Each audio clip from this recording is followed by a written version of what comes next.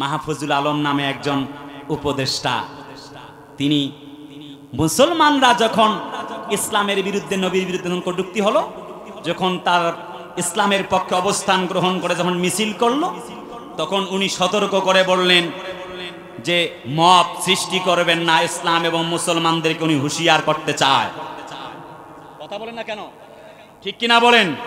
আমরা বলতে চাই কে হেফাজত জামাত, কে চরমনাই সারসিনা ফুরফুরা জানতে চাই না।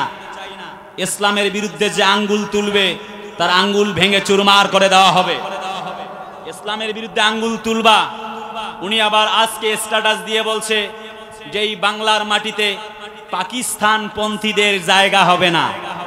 আমি উপদেষ্টা সেই সাহেবকে, মাহফুজ আলম সাহেবকে বলতে চাই, বাংলার মাটিতে আমরা বাংলার মুসলমানেরা বাংলা প্রেমী, আমরা ওই সেই পাকিস্তান প্রেমী না।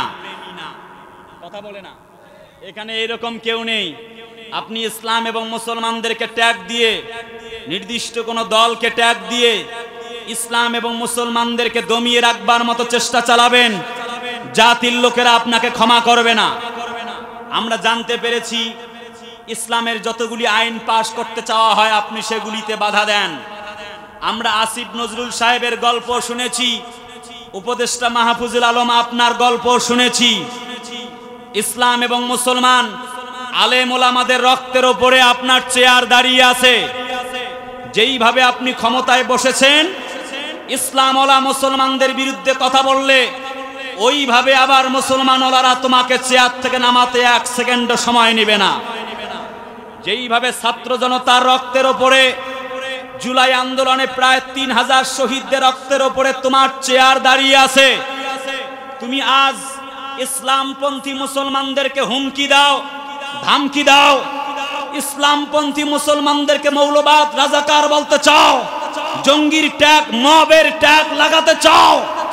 আমরা তোমাকে হুঁশিয়ার করে দিচ্ছি, 5 আগস্টে ছাত্র জনতা প্রমাণ করেছে বাংলার মাটিতে 16 বছরের স্বৈরাচারকে তারা পাত্তা দেয় নাই। ছাত্র জনতা স্বৈরাচার শেখ হাসিনাকেই গণার ভেতরে রাখে নাই, আর তোমার মতো মাহফুজুল আলমকে তো তারা গন্তির ভেতরেই ধরে না।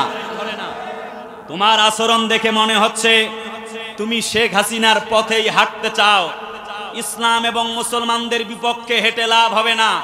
যারা ইসলাম এবং মুসলমানদের বিপক্ষে হাঁটছে, যারা ইসলাম এবং মুসলমানদের বিরুদ্ধে অবস্থান গ্রহণ করেছে, যারা ইসলাম এবং মুসলমানদের বিরুদ্ধে আইন পাশ করার চেষ্টা চালিয়েছে, 5 আগস্টে যেমন স্বৈরাচারকে বিদায় দিতে 5 মিনিট সময় নেয় নেই, ঠিক তেমনি 2000 শহীদের রক্তের ওপর দাঁড়িয়ে উপদেষ্টা আসিফ নজরুল, এরপরে উপদেষ্টা মাহফুজুল আলম সহ যারাই ইসলাম এবং মুসলমানদের বিরুদ্ধে আওয়াজ তুলবেন, আপনাদেরকেও 5 আগস্টের মতো বিদায় করতে শেখ হাসিনা যেমন টিকিট কাটার সুযোগ পায় নাই, আপনারাও বিমানে উঠানোর মতো সুযোগ পাবেন না, পাবেন না, পাবেন না।